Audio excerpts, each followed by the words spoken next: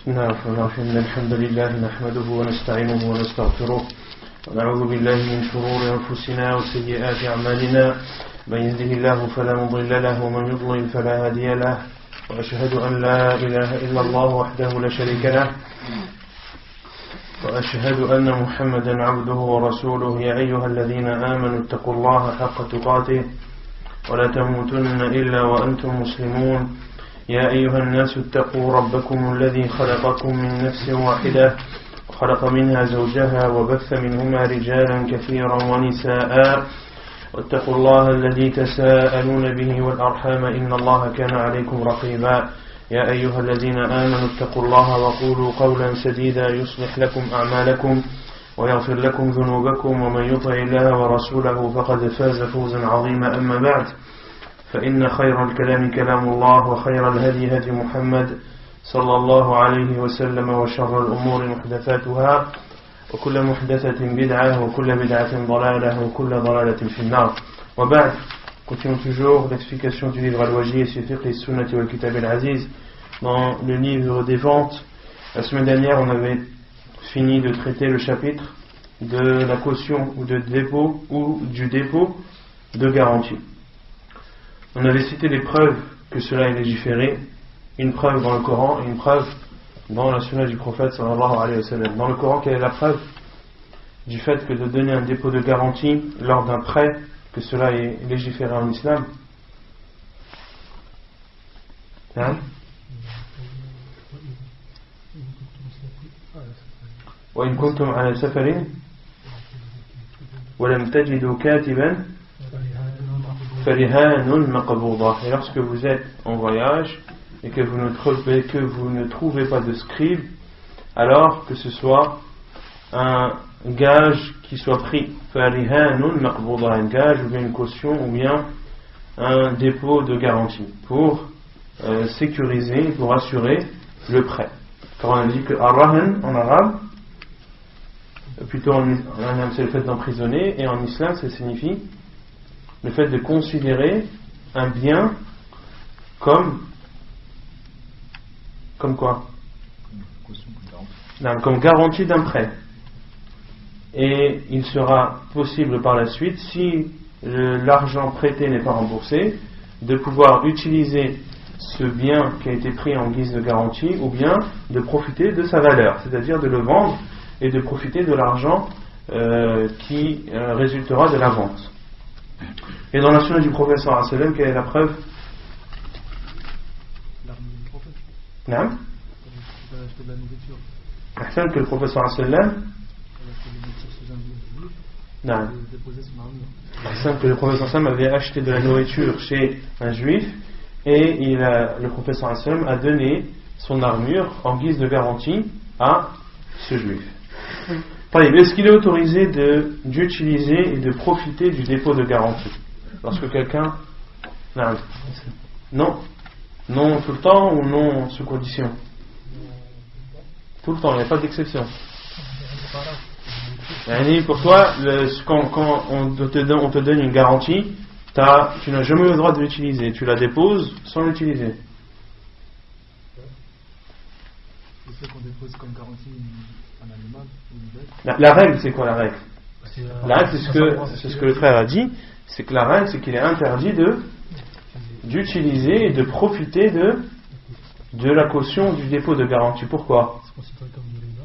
Car c'est considéré comme du riba, car le riba d'usure, ou plutôt tout bénéfice qui est tiré d'un prêt est considéré comme de l'usure, que ce bénéfice soit un bénéfice financier ou un bénéfice en rapport avec un service ou une faveur ou autre chose. À partir du moment où tu prêtes quelque chose ou de l'argent ou tu prêtes de l'argent à quelqu'un et que tu en tires un bénéfice, cela est du riba. Ça c'est la règle générale. Mais il y a à cette règle des exceptions. Il y en a deux concernant le dépôt de garantie. Les animaux, c'est-à-dire tous ceux qui se montent, tous les animaux qui se montent, mais également les bêtes ou les animaux laitiers, ceux dont on peut tirer du lait. Il y a deux exceptions, à savoir que tu as le droit si on t'a donné comme dépôt de garantie un animal que l'on peut monter, un cheval ou autre, tu as le droit de l'utiliser comme moyen de transport à condition de subvenir aux besoins de cet animal, que ce soit aux besoins, que ce soit à l'endroit où le loger, mais aussi tout ce qui est la nourriture. Et également pour les animaux laitiers, tu as le droit, si on t'a donné en guise de garantie une vache laitière, de profiter du lait de cette vache à condition de subvenir à ses besoins. طيب. Ensuite on a parlé de Al-Hiwala, le chapitre de Al-Hiwala ou bien Al-Hawala, les deux sont justes. Qu'est-ce que Al-Hiwala ou Al-Hawala? Qu'est-ce que ça signifie déjà en langue arabe? Ça signifie transférer quelque chose. طيب. En islam, qu'est-ce que c'est? Transférer une dette à une autre personne qui a une dette envers l'autre. C'est transférer une dette d'une personne à une autre, c'est-à-dire moi je dois une dette à une personne qui vient me la réclamer, je l'envoie vers une personne qui elle me doit une dette, qu'elle paye ma dette en fait. Non. Donc c'est lorsque tu es endetté vis-à-vis de quelqu'un, lorsque tu dois une somme d'argent par exemple à une personne, cette personne vient te réclamer cette somme d'argent et toi tu lui dis j'ai une autre personne qui me doit aussi cette somme, va la voir et elle te donnera. L'autre personne, c'est-à-dire il y a trois personnes, il y a celui qui a emprunté, il y a le créancier, celui qui a donné, celui qui a prêté l'argent, et il y a une troisième personne qui est endettée vis-à-vis de qui? De celui qui a emprunté. D'accord? Et donc, celui qui a prêté va voir la personne à qui il a prêté l'argent, et cette personne lui dit ton argent je ne l'ai pas, mais il y a une autre personne qui me doit de l'argent à moi, va la voir et elle te donnera ton dû. C'est ce qui est appelé en islam Al-Hiwala ou Al-Hawala. Quel est son jugement? La plupart des savants disent que ce n'est pas obligatoire. C'est-à-dire, qu'est-ce qui n'est pas obligatoire? C'est-à-dire que la personne qui a prêté, elle n'est pas obligée d'accepter le fait que la dette soit transférée d'une personne vers une autre. Et d'autres savants ont dit que cela est obligatoire, qu'il doit accepter, mais à condition. Quelles sont ces conditions?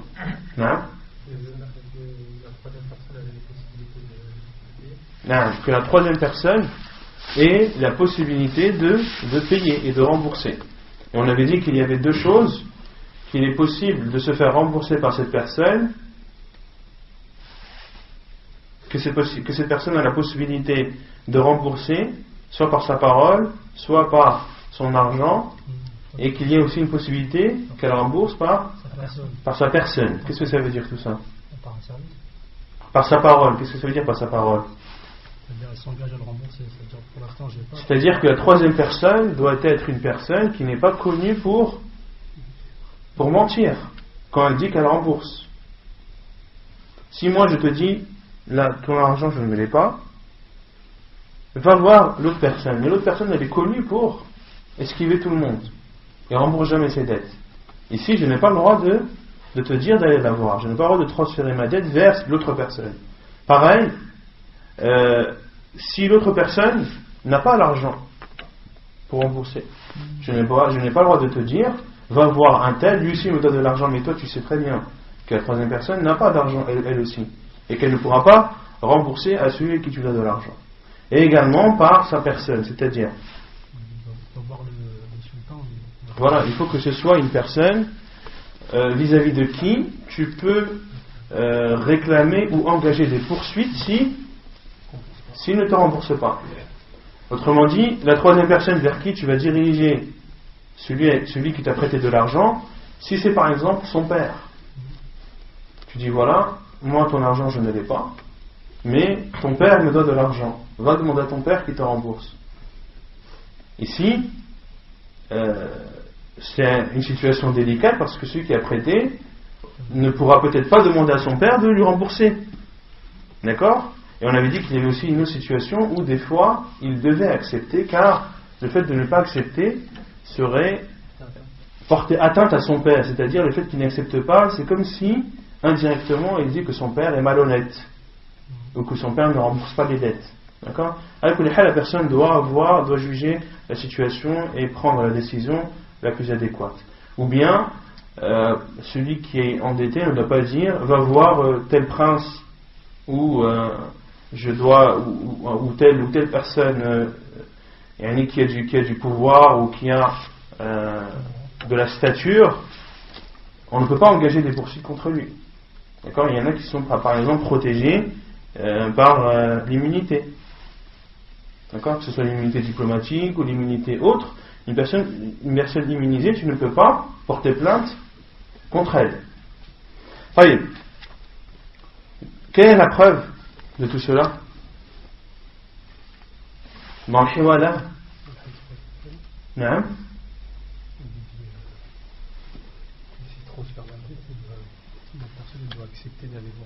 Matlul ghani zulmun, le fait que l'esquive du riche est une injustice, et lorsque et lorsque l'un d'entre vous est dirigé vers une personne qui a la possibilité de rembourser, alors acceptez ce transfert. Autrement dit, si tu vas demander de l'argent à quelqu'un qui t'en doit et qu'il te transfère vers une personne qui a la possibilité de rembourser et qui est endetté vis-à-vis de celui qui te doit de l'argent, alors tu dois accepter. On avait dit qu'il y avait deux avis. La plupart des savants disent que tu n'es pas obligé, que ici l'ordre c'est l'istihbab, que c'est pour la préférence, et les autres savants, entre autres Al-Hanabila et l'imam Ahmed, considèrent eux que cela est obligatoire. J'ai cherché un petit peu, j'ai pas trouvé sans la le pourquoi, pourquoi est-ce que la plupart des savants considèrent que c'est préférable, qu'est-ce qui a fait que le hadith il est compris comme quelque chose de préférable et non pas comme quelque chose d'obligatoire. Mais le fait de ne pas, quelle est la règle, le fait qu'on ne connaît pas quelque chose? Al-ilmu adamu al-ilmi bi-shay la yastalzimu al-ilmu bi-adami. Le fait de ne pas connaître une chose, est-ce que ça veut dire que cette chose n'existe pas? Autrement dit, ici, après avoir fait des recherches, il faudra en faire des plus approfondies. Le fait de ne pas connaître la raison pourquoi les savants ont considéré que l'ordre ici dans le hadith n'est pas un ordre dont il faut comprendre l'obligation, mais le caractère préférentiel. La cause, on ne la connaît pas, mais le fait de ne pas la connaître, est-ce que ça veut dire qu'il n'y a pas de cause? Non. Donc, les savants, la plupart des savants qui ont considéré que c'était mustahab, ils ont sans aucun doute une raison qu'on ne connaît pas au jour d'aujourd'hui. En tout cas que je ne connais pas au jour d'aujourd'hui.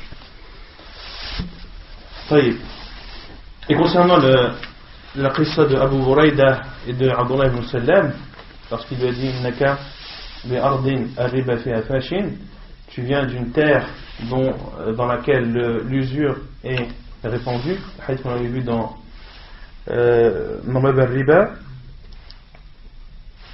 l'Ard c'était l'Iraq. Bab al-Qard, Bab al-Qard. Dans Bab al-Qard, dans le chapitre du prêt, la terre ou l'endroit dont venait Abu Huraïda était l'Iraq. Pour répondre à votre question la semaine dernière. Ensuite, on va parler de Al-Wadi'a, le chapitre de Al-Wadi'a. Qu'est-ce que veut dire Al-Wadi'a? C'est le fait de délaisser quelque chose. Et en islam,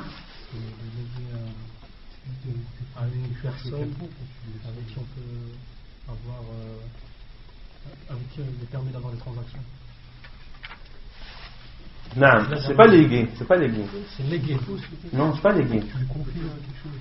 Légué, c'est tu donnes tu autorises à la personne de parler en ton nom ou d'agir en ton nom. C'est ça légué. Là, c'est pas légué. Le wadi'a, c'est de déposer. C'est un dépôt, de déposer quelque chose chez quelqu'un pour qu'il te le garde. D'accord? Légué et délégué, c'est pas différent? Léguer et déposer, pour moi, c'est pas la même chose. Léguer, tu lègues des droits. Léguer, c'est-à-dire que c'est quelque chose qui t'appartient, que tu laisses à quelqu'un qui peut utiliser. Non. On dit qu'il m'a légué pour ça, c'est-à-dire qu'il m'a donné les droits de parler en son nom, ou il m'a donné les droits de signer en son nom, etc. Donc, c'est le fait de déposer quelque chose à quelqu'un avec qui on a le droit de, comme on l'avait dit la semaine dernière, avec qui on a le droit de faire des transactions. C'est-à-dire, tu dois le donner à une personne qui est pubère, tu ne dois pas le donner à un fou, tu ne dois pas le donner à un insensé, etc. Quel est le jugement lorsque j'ai quelque chose que je veux confier à quelqu'un, parce que j'ai confiance en lui, pour qu'il me le garde? L'autre personne doit-elle obligatoirement accepter, ou est-ce que cela est préférable? C'est préférable. Elle n'est pas obligée d'accepter, mais le mieux c'est d'accepter, surtout si la personne a la possibilité de le faire. Si la personne a les moyens, ou par exemple a une maison spacieuse qui lui permet de garder, ou a chez elle un coffre-fort sécurisé qui lui permet de garder cette chose. D'accord? C'est comme une amana. Non, c'est une amana, tout à fait. On se peut poser la question sur le fait de savoir si elle pouvait percevoir un salaire ou pas. Non, ça j'ai malheureusement pas eu le temps de le traiter. Le fait de savoir si la personne qui accepte de garder le dépôt a le droit de percevoir une récompense, ça m'a échappé. Je vais faire une recherche pour la semaine prochaine, Inch'Allah. Taïb. Et on avait dit qu'il était obligatoire pour celui à qui on a confié une chose de la rendre. Que cela est une obligation, car Allah Azza wa Jalla dit Inna Allah ya'murukum an tu'addu al-amanati ila ahliha. Allah vous ordonne de rendre le dépôt à la propriétaire ou à leur ayant droit. Et également on avait vu le hadith du prophète sallallahu alayhi wa sallam addi al-amanata ila man i'tamanak, donne le dépôt à celui qui te l'a donné en toute confiance. Donne le dépôt à celui qui te l'a donné en toute confiance. Et le fait de ne pas rendre quelque chose que l'on t'a prêté ou que l'on t'a confié pour que tu le gardes est considéré comme une khiyana, est considéré comme une trahison. On s'est arrêté ici. يقول المؤلف ضمانها ولا ضمان على المودع. Donc on avait dit aussi au niveau de al-wadi'a qu'il y avait trois choses. Il y avait al-wadi', ou trois personnes, al-wadi', al-muda' et al-wadi'a. Qu'est-ce que al-wadi'? Al-wadi' c'est le propriétaire du dépôt. Al-muda' c'est celui chez qui on le laisse, et al-wadi'a c'est la chose que l'on laisse en dépôt. Donc le terme dit wala damana ala al-muda' illa bit-tafrit. Concernant un daman, c'est la garantie. Non, ça n'implique pas quoi. Ah non, on avait traduit sur le daman. Un daman c'est le fait d'assumer. C'est garant quoi. C'est d'être garant. Est-ce que la personne à qui on a confié cette chose, ou notre dépôt, est garante de ce dépôt ou pas? Autrement dit, s'il arrive quelque chose à cette chose que je t'ai laissé en ayant confiance en toi, est-ce que c'est toi qui en es garant ou pas? L'auteur dit wala damana ala al-muda' illa bit-tafrit. Il n'y a pas, celui à qui on a laissé le dépôt n'est pas garant sauf s'il y a un manquement vis-à-vis de lui, sauf s'il a fait un manquement. عن عمرو بن شعيب عن أبيه عن جده قال قال رسول الله صلى الله عليه وسلم من أودع وديعة فلا ضمان عليه من أودع وديعة فلا ضمان عليه. وعنه أن رسول الله صلى الله عليه وسلم قال لا ضمان على مؤتمن. وعن أنس بن مالك رضي الله عنه أن عمر بن الخطاب رضي الله عنه ضمنه وديعة سرقت من بين ماله. قال البيهقي يحتمل أنه كان فرط فيها فضمنها إياه بالتفريط حديث رواه البيهقي. Donc il y a 3 hadiths à ce sujet, ou 2 hadiths et 1 athar. Le premier hadith, c'est le hadith de Amr ibn Shu'ayb, selon son père, selon son grand-père, qui a dit que le prophète sallallahu alayhi wa sallam a dit Man wudi'a, c'est-à-dire man u'atiya, celui à qui on a donné une wadi'a, c'est-à-dire un objet ou une chose en guise de dépôt. Fala damana alayhi, il n'est donc pas garant de cette chose. Qui n'est pas garant? La personne qui a pris le dépôt. Donc celui à qui on a donné un dépôt en guise de wadi'a, c'est-à-dire pour qu'il la garde et qu'il la restitue lorsqu'on lui redemandera, il n'est pas garant de cette chose. Et selon Amr ibn Shu'ayb, selon son père, selon son grand-père également, il rapporte que le prophète sallallahu alayhi wa sallam a dit La daman ala mu'tamin, il n'y a pas de garantie ou al-mu'taman c'est al-amin, yani celui à qui on a fait confiance, c'est-à-dire que celui à qui on fait confiance n'est pas garant, et ça c'est une règle. C'est pour ça que les savants parlent de yadul amana. Il y a yadu al-amana et il y a yadu daman. Il y a 2 choses, il y a la main, si on traduit comme ça littéralement, la main garante et la main confiante, en qui on fait confiance. La main garante, c'est la personne qui prend une chose en assumant de garantir cette chose. Quelqu'un qui prend quelque chose, il dit voilà, je le prends, et s'il lui arrive quoi que ce soit, je prends la responsabilité de la détérioration. Et il y a yadu al-amana. Yadu al-amana, c'est une personne à qui tu as fait confiance et à qui tu as confié quelque chose et en qui tu as confiance. Cette personne-là, elle n'est garante que s'il y a soit at-ta'addi ou soit at-tafrit. On avait dit que at-ta'addi c'est tarku ma yajib et at-tafrit c'est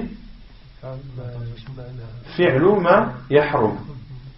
Donc at-ta'addi c'est le fait de faire ce qui n'est pas autorisé, c'est-à-dire vis-à-vis de ce dépôt, et c'est éviter ce qui est obligatoire, c'est-à-dire de délaisser une obligation qu'il y avait vis-à-vis de ce dépôt. Et at-tafrid, c'est le fait d'avoir fait quelque chose sur ce dépôt qui n'était pas autorisé. Donc à partir du moment où il y a un manquement de la personne qui a accepté de prendre ce dépôt, à partir du moment où il y a un manquement, alors elle doit être garante de cette chose. Mais si elle a fait tout ce qu'elle avait dû faire, l'argent, je l'ai pris par exemple, je l'ai mis dans le coffre-fort de chez moi, et ma maison a été cambriolée. Elle a été cambriolée, et l'argent, la somme d'argent que tu me prêtais, même si elle était importante, même si on parle en dizaines de milliers d'euros, est-ce que je dois rembourser cet argent que tu m'as confié?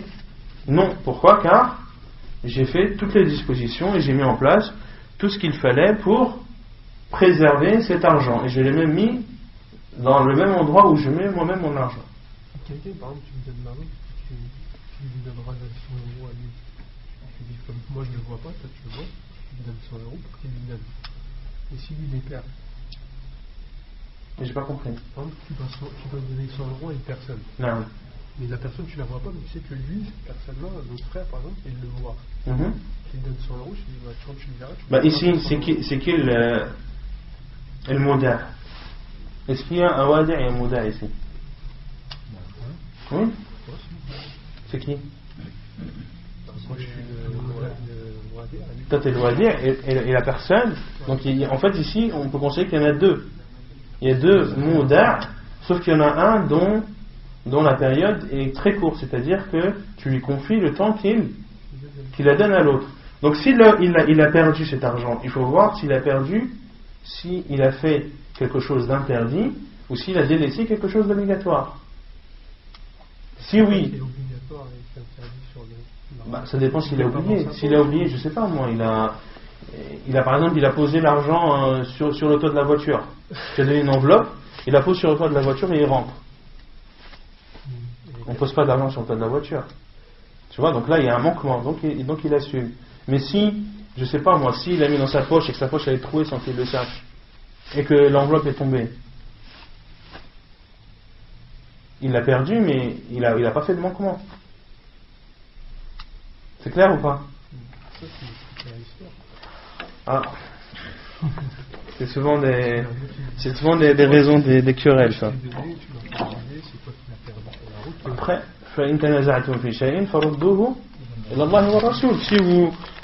si vous divergez sur une chose, revenez à Allah et à son prophète. C'est tout. Non. Tu peux l'obliger à être garant. Quand tu dis je te donne ça, mais si tu le perds, c'est toi qui le rends. Tu peux s'il accepte, s'il prend l'argent en acceptant d'être garant, là il est garant. C'est pour ça qu'on dit, les savants parlent de celui qui le prend en tant que homme de confiance et celui qui le prend en tant que garant. Donc là c'est plus une wadi'a alors. Non? Peu importe, si, ça peut être considéré comme une wadi'a, sauf que là il y a une condition qui est ad-daman. Non. Et le troisième athar, selon Anas ibn Malik, qui dit que Omar al-Khattab radiyallahu anhu lui a garanti, c'est-à-dire lui a remboursé un dépôt qu'il lui avait donné, ou de l'argent qu'il lui avait donné en guise de dépôt, qui avait été volé parmi son argent. Parmi l'argent de qui? De Omar al-Khattab. Autrement dit, Anas ibn Malik avait prêté, ou avait déposé de l'argent chez Omar al-Khattab pour qu'il lui garde. Et cet argent que lui a prêté Anas a été volé parmi l'argent de Omar. C'est-à-dire que Omar al-Khattab a mis son argent et celui de Anas dans le même endroit. Mais il n'y a que l'argent de Anas qui a été volé. Et Omar al-Khattab n'a min bayni wadi'atan suliqat min bayni malih, min bayni malih. Non, justement, c'est pour ça que Omar al-Khattab a remboursé. Et l'imam al-Bayhaqi a dit يحتمل أنه كان فرط فيها فضمنها إياه بالتفريط. On peut considérer, ou il est probable que Omar al-Khattab n'a pas fait ce qu'il aurait dû faire vis-à-vis de cet argent, et c'est pour cela qu'il lui a remboursé. Et d'autres savants ont dit que Omar al-Khattab a remboursé, mais qu'il n'avait pas fait de tafrit, mais qu'il a remboursé pour éviter tout doute. Parce que si on te dit mon argent, ton argent il a été volé avec mon argent, mais il n'y a que ton argent qui a été volé, pas le mien, c'est quelque chose à susciter un gros doute. Donc c'est pour ça que Omar al-Khattab a préféré rembourser directement à Anas ibn Malik radiyallahu anhu. Ensuite, il y a, avant de clore ce chapitre de Al-Wadi'a, il y a une mas'ala fiqhiyya que les savants appellent mas'alatu al-zafar, que l'auteur n'a pas cité, que l'on cite pour compléter le sujet. Mas'alatu al-zafar, c'est le fait qu'une personne a un bien de quelqu'un qui lui donne de l'argent. Un zafar, c'est le fait d'avoir en sa possession. C'est d'avoir à disposition. D'avoir à disposition le bien de quelqu'un qui te doit un bien. Non. Est-ce que tu as le droit de l'utiliser, de le prendre ou pas? Tu as son argent, les raisons peuvent être diverses. On a vu qu'il y a plusieurs moyens d'avoir en sa possession les biens d'une personne en toute légalité. Est-ce qu'on a le droit ou pas? Non. C'est pas un dépôt de garantie. Oui. Non, là, peu importe la raison qui a fait que tu as cet argent. Et là, la cause du fait que tu as cet argent, on va dire qu'elle est licite. L'argent de la personne que tu as, Tu l'as en ta possession de façon licite. Maintenant, la question, c'est cette personne te doit de l'argent, est-ce que tu as le droit de le prendre ou pas? Et cette personne refuse de te le donner. Elle a une dette vers toi, et elle refuse de te rembourser ta dette, mais toi, de l'autre côté, tu as quelque chose qui lui appartient. C'est au juge de trancher, non? Hein? C'est au juge de trancher. C'est au juge de trancher, ça dépend quand on parle en gros calibre, quand on parle dans des choses importantes et tout, là oui, et qu'il y a un grand désaccord, là on retourne à un juge. Mais quand c'est des choses, on va dire, bénignes, c'est le droit de la personne aussi. Il y a 4 avis des savants. Il y a 4 avis des savants. Le premier avis, c'est al-man'u mutlaqan. Al-man'u mutlaqan, c'est l'interdiction catégorique de prendre ce bien ou cet argent. Et la preuve, c'est le hadith de Abu Huraira, Addi al-amanata ila man i'tamanak. Rends le dépôt à celui qui te l'a donné en toute confiance.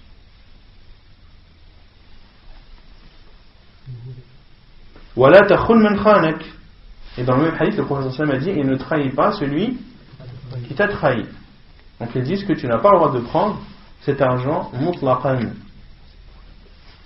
Ensuite, le deuxième avis qui est al-wujubu yani al-jawaz mutlaqan, l'autorisation dans tous les cas.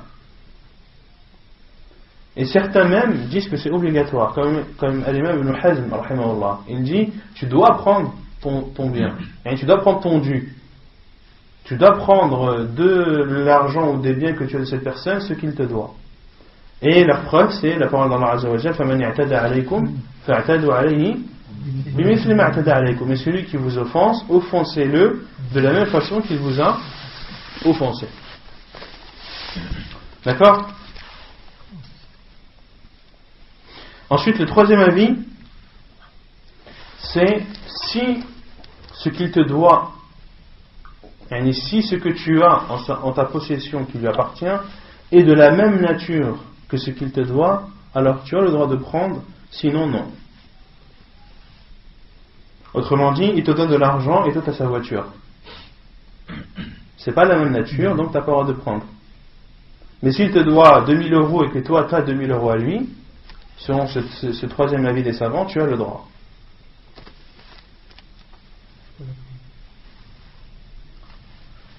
C'est quoi la preuve?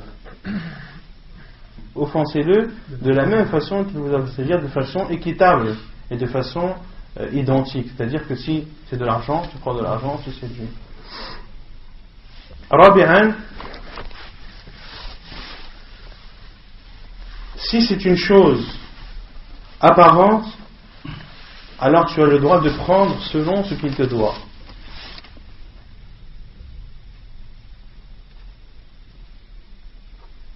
Et si c'est une chose cachée, alors tu ne le prends pas. Et la preuve, c'est le hadith de Hind ibn Abi Utbah, à qui le prophète sallallahu alayhi wa sallam a autorisé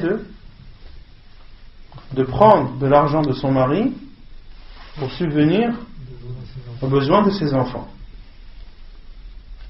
Car son mari était avare et il ne lui donnait pas l'argent nécessaire à subvenir aux besoins à ses besoins et à ceux de ses enfants.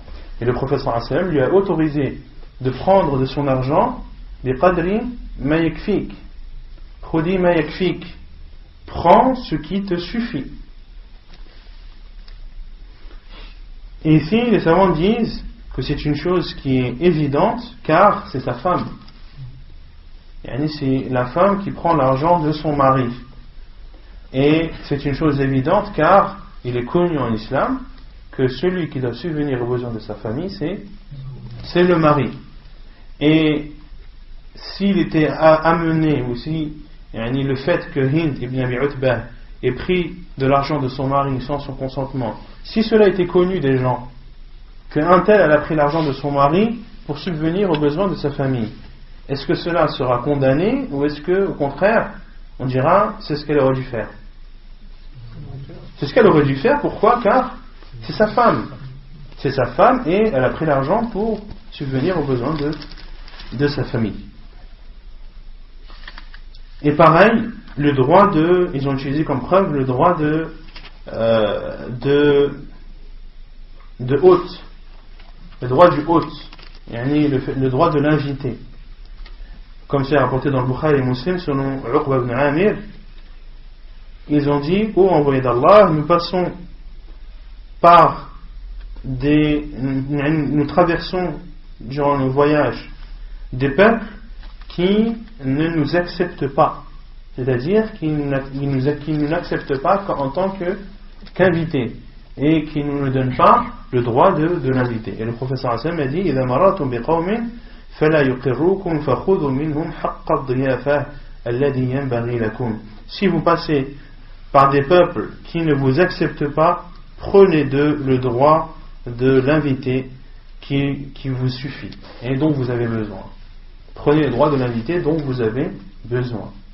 Autrement dit, si tu passes en tant que voyageur et que tu n'as nul endroit où dormir, est-ce que les gens de cette ville ou de ce village doivent te loger et te nourrir? Oui, car tu es considéré comme un invité. Et si tout le monde te refuse, si tout le monde te refuse, par exemple, et que tu vois, je ne sais pas, quelque chose dehors, ou l'un d'eux a un verger ou un pommier ou autre, est-ce que tu as le droit de prendre de ce pommier ce qui te suffit, par exemple, pour cette journée ou pour cette soirée? Oui, tu as le droit, et ceci n'est pas considéré comme du vol. Et ça, c'est l'avis de Cheikh al-Islam Ibn Taymiyyah, rahimahullah ta'ala, et cet avis est le plus juste, incha'Allah, car c'est celui qui respecte les biens de chacun et les droits de chacun. On ne t'autorise pas de prendre et de prendre l'argent de quelqu'un de façon inconditionnelle, mais c'est sous condition, c'est-à-dire lorsque c'est quelque chose de clair et d'évident et non pas quelque chose de caché, et également de donner le droit à celui à qui on a manqué, celui envers qui on a manqué. طيب, Al-Ariyah, le chapitre de Al-Ariyah. تعريفها عرفها الفقهاء بأنها إباحة المالك منافع ملكه لغيره بلا عوض. Donc Al-Ariyah ou bien Al-Ariyah, Al-Ariyah ou bien Al-Ariyah, les deux sont autorisés, l'un avec le ya maksour et l'autre بالتشديد. يقال عاره شيء مأخوذ من العري وهو التجرد. Et ce terme vient de al-uri. Et al-uri c'est quoi? Qu'est-ce que al-uri en arabe? Personne connaît? Non? La nudité, non. C'est la nudité. Et pourquoi est-ce que Al-Ariyah a été appelée la nudité? Pourquoi? Car la personne n'a pas de contrepartie. La personne est dénudée de contrepartie. Quelle est la définition de l'Ariyah? Les savants l'ont définie comme étant le fait qu'un propriétaire autorise l'utilisation de son bien sans contrepartie. C'est le fait que le propriétaire autorise l'utilisation de son bien sans contrepartie. Quelle est la différence entre Al-Ariyah et Al-Wadi'a?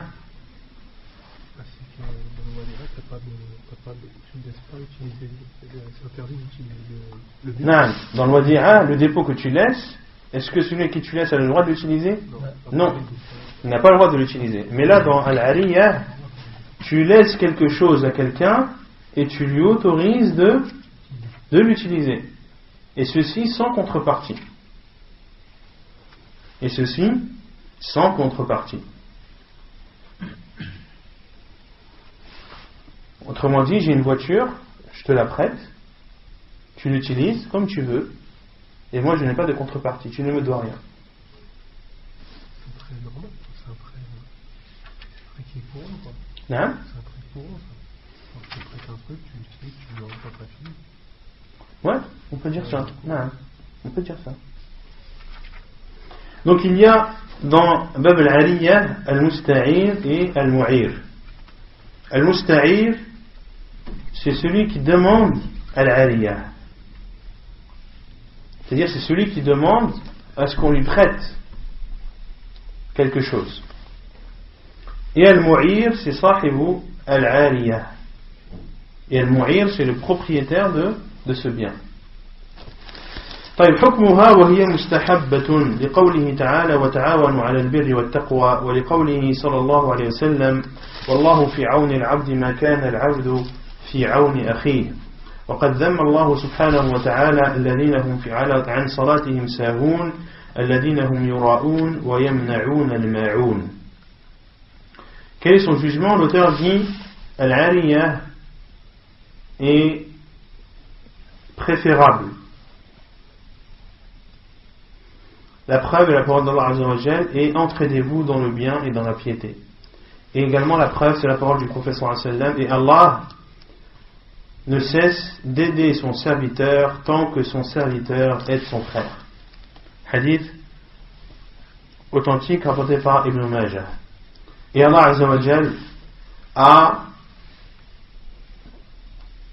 critiqué ceux qui, comme cela est dans Surat Al-Ma'oun, les versets 5, 6 et 7, ceux qui, dans leur prière, sont distraits, ceux qui sont pleins d'ostentation, وَيَمْنَعُونَ الْمَاعُونَ وَيَمْنَعُونَ الْمَاعُونَ et qui interdisent Al-Ma'oun. Qu'est-ce que Al-Ma'oun?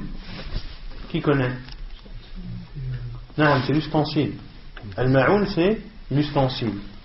Mais quel ustensile? Les vaisselles. Non? Toutes les vaisselles. Non, toutes les vaisselles, les ustensiles qui servent à boire ou à manger. D'accord? Ici, Allah Azza wa Jal a réprimandé ou a critiqué ces personnes. Donc, le jugement de Al-Ariyah peut être parfois obligatoire. Peut-être parfois obligatoire. Car Allah Azza wa Jal, est-ce qu'il réprimanderait quelque chose d'autorisé? Allah critique ceux qui dans la prière ne sont pas sahun, ne sont pas concentrés, et d'autres savants ont dit, c'est-à-dire qu'ils retardent la prière. Ghafiluna, c'est-à-dire ils sont distraits, c'est-à-dire qu'ils retardent la prière et qu'ils ne la font pas à l'heure. Alladhina hum yura'un, ceux qui sont pleins d'ostentation, c'est-à-dire que quand ils font quelque chose, ils ne le font pas pour Allah, ils ne sont pas sincères dans leur adoration. Wa yamna'un al-ma'un, et ils interdisent les ustensiles, c'est-à-dire que lorsqu'on leur demande des ustensiles, ils refusent de les prêter. Ils refusent de les prêter. Donc, le fait que cela est préférable, le fait que l'auteur dise que le jugement est préférable, ça se rapproche plus de l'obligatoire que du préférable. Pour cela que lorsque quelqu'un vient te demander par exemple une gamelle, est-ce que tu as le droit de lui refuser ou pas? Oui ou non? Si tu sais que c'est quelqu'un qui ne prend pas Non? confiance, tu ne prêtes pas. Non. Si c'est quelqu'un qui n'est pas digne de confiance, qui est connu, lorsque tu lui ramènes une gamelle ovale, il t'en rend une carrée, toute cabossée, trouée, etc. Là, cette personne-là, tu ne lui donnes pas. Car tu sais d'avance qu'en lui donnant, tu risques de ne plus revoir la gamelle que tu as prêtée. Et ça peut être tout autre ustensile. Ça peut être tout autre ustensile. Donc la base, c'est que tu ne dois pas refuser. La base, c'est que tu ne dois pas refuser, sauf si la personne qui te le demande est une personne malhonnête ou qui ne prend pas soin des choses qu'elle emprunte. Taïb. Wujub raddiha, l'obligation de la rendre. L'obligation de la rendre. Yani, il y a des cas où le prêt est obligatoire. Il y a des cas où le prêt est obligatoire, surtout dans les cas extrêmes. Par exemple, ton voisin a une crise cardiaque, vous habitez dans la campagne, il n'y a que toi qui as une voiture. On te dit, prête-moi la voiture, on doit ramener mon père à l'hôpital. Tu dis non, moi je ne la prête pas. La aliyah, de toute façon, c'est pas, le prêt de toute façon, c'est pas obligatoire, c'est préférable. Qu'est-ce qu'on lui dit? Non, là c'est une daroura, et là, il doit obligatoirement mettre sa voiture à disposition. L'obligation de la rendre, c'est-à-dire de rendre la chose que tu as empruntée et que l'on t'a autorisé d'utiliser. قال تعالى إن الله يأمركم أن تؤدوا الأمانات إلى أهلها.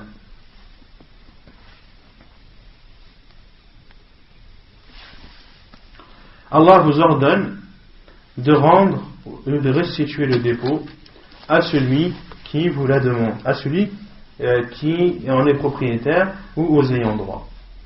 Taïb.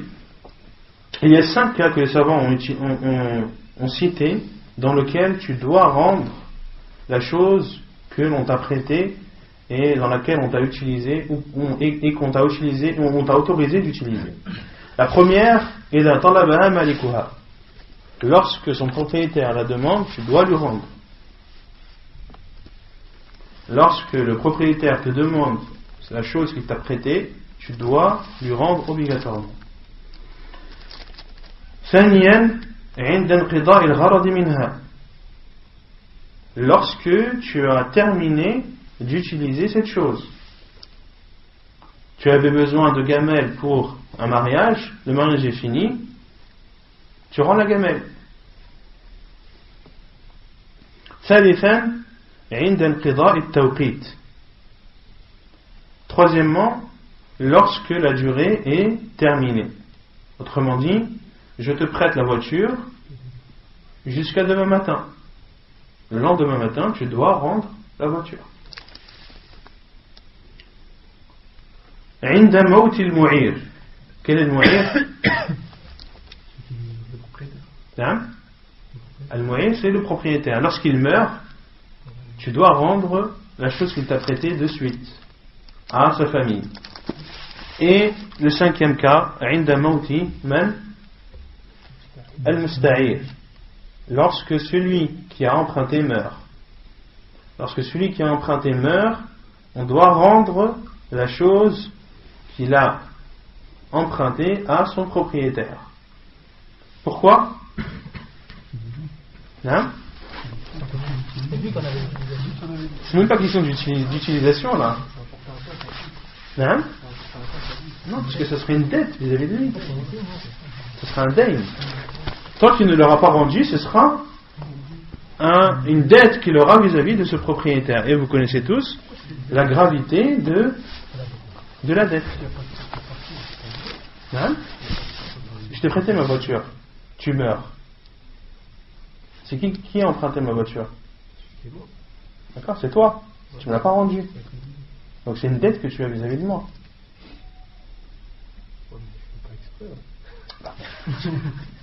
D'accord, celui qui a emprunté 1000 euros et je me suis mis d'accord avec toi pour te les rendre dans un mois. Ma paye elle tombe le 5. D'accord? Moi je meurs le 3. Est-ce que je suis endetté ou pas? Pourtant la paye elle tombe le 5. Mais du 3 au 5 je suis endetté. Et si je meurs, ils vont prier sur moi, on prie en tant que endetté. Donc ma famille doit rendre le bien pour ne pas que je sois endetté. Tu as compris? Et que ce soit à ton insu ou pas, que tu sois fautif ou pas, la dette doit être remboursée. Non. ضمانها, le fait d'être garant. والمستعير مؤتمن لا ضمان عليه إلا بالتفريط أو أن يشترط عليه المعير الضمان. عن صفوان بن يعلى عن أبيه قال لي رسول الله صلى الله عليه وسلم إذا أتتك رسلي فأعطهم 30 درعا و30 بعيرا. قال فقلت يا رسول الله أعارية مضمونة أو عارية مؤدات؟ قال بل مؤدات. حديث صحيح رواه أبو داود. قال الأمير الصنعاني في سبل السلام: المضمونة التي تضمن إن تلفت بالقيمة، والمؤدات التي تجب تأديتها مع بقاء عينها، فإن تلفت لم تضمن بالقيمة.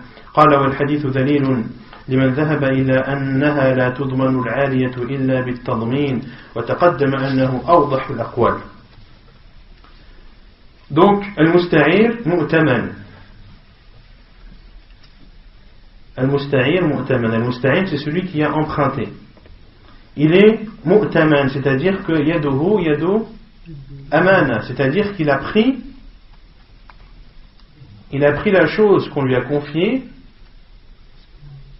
car c'était une personne de confiance. La damana alayhi illa bit-tafrit. Il ne doit garantir la chose qu'il a empruntée que s'il a fait un manquement, que s'il a délaissé une obligation ou s'il a fait une interdiction.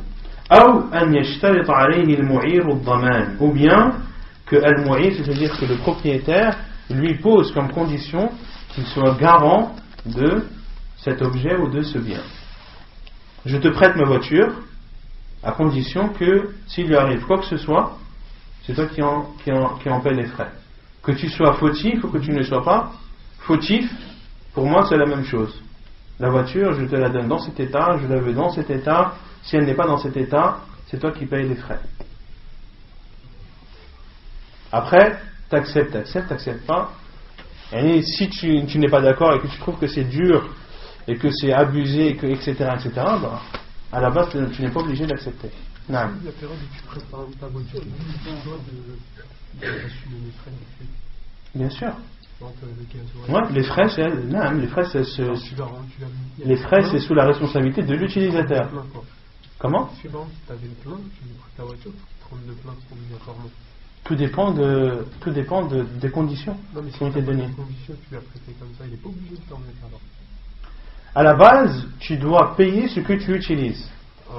Donc si on t'a donné un plein et que tu l'as donné en réserve, ce plein-là, c'est qui l'a utilisé?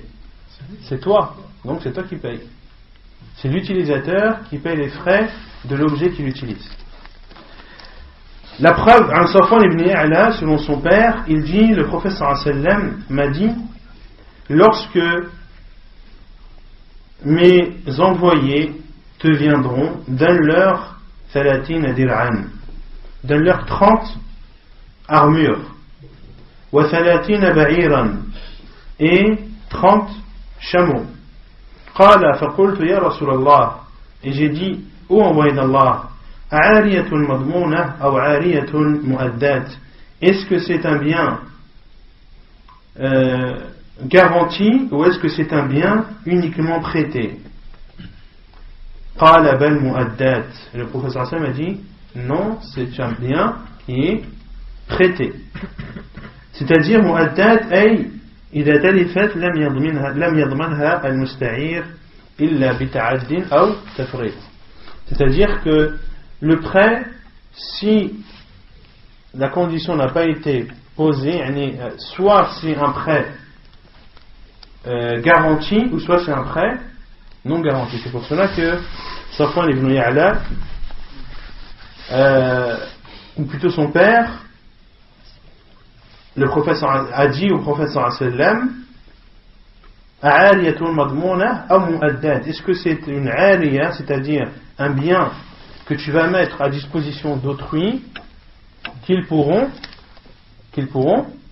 utiliser. Autrement dit, le prophète sallam ici a mis à disposition de 30 personnes 30 armures et 30 chameaux qu'ils pourront utiliser. Et cette utilisation sera dans quel cadre? Dans la guerre. Et la question qui a été posée au professeur Hassan: est-ce que c'est un prêt garanti ou est-ce que c'est un prêt simple? Et le professeur Hassan a répondu que c'était un prêt simple. C'est-à-dire que s'il arrive quoi que ce soit au chameau, ou s'il arrive quoi que ce soit à ces armures, comme détérioration ou autre, dont la responsabilité de celui qui a emprunté n'est pas engagé, alors il n'aura rien à rembourser. Hein? Surtout dans la guerre. طيب. الإمام الأمير الصنعاني رحمه الله a dit dans son livre Subul al-Salam qui est l'explication de Bulugh al-Maram. المضمونة التي تضمن إذا تلفت بالقيمة. يعني le prêt al-aliya al-madmouna, c'est-à-dire qui est garantie, c'est celle qui est garantie lorsqu'elle est détériorée ou lorsqu'elle elle n'est plus utilisable. Elle doit être garantie par la valeur, c'est-à-dire par son prix. والمؤدات et المؤدات يعني le prêt simple التي تجب تأديتها مع بقاء عينها, c'est ce qui doit être rendu. فإن تلفت لم تضمن بالقيمة, et si elle est perdue ou si elle est détériorée, elle ne doit pas être garantie par un prix. قال, c'est-à-dire l'Imam San'ani, والحديث دليل لمن ذهب إلى أنها لا تضمن العرية إلا بالتضمين. Et ce hadith est une preuve pour ceux qui considèrent que al-'ariya n'est pas garantie que lorsque la condition est posée. وتقدم أنه أوضح الأقوال, et il a été dit précédemment, c'est-à-dire dans son Subul al-Salam, que ceci est l'avis le plus proche de la vérité. Autrement dit, il y a deux avis des savants, à savoir, lorsque je te prête un bien pour que tu l'utilises, sans avoir posé la condition, ou sans avoir parlé de la garantie, à savoir si tu seras garant ou non, et qu'il arrive quelque chose à cet objet, qu'est-ce qu'on fait? Est-ce qu'on part du principe que la base c'est que tu es garant, sauf si on pose comme condition que tu ne l'es pas, ou bien la base c'est que tu ne l'es pas, sauf si on pose comme condition que tu l'es? Non? C'est quoi la phrase? Non. Il y a deux avis des savants, c'est pour cela que l'imam San'ani a dit que l'avis le plus sûr, c'est que à la base, tu n'es pas garant tant que la condition n'a pas été acceptée et posée au départ. D'accord? Autrement dit, si quelqu'un t'a prêté sans rien te dire, et qu'il arrive quoi que ce soit dont tu n'es pas responsable, tu n'as pas à réparer les dégâts. Et la personne ne doit pas te dire oui mais à la base c'est que tu es garant et moi je t'ai pas dit que s'il arrive quoi que ce soit tu n'es pas garant. Non, c'est le contraire, c'est que la base c'est que je ne suis pas garant, et si j'aurais été garant, il aurait été obligatoire de le poser comme condition dès le départ. ونكتفي بهذا القدر وسبحانك اللهم وبحمدك أشهد أن لا إله إلا أنت أستغفرك وأتوب إليك.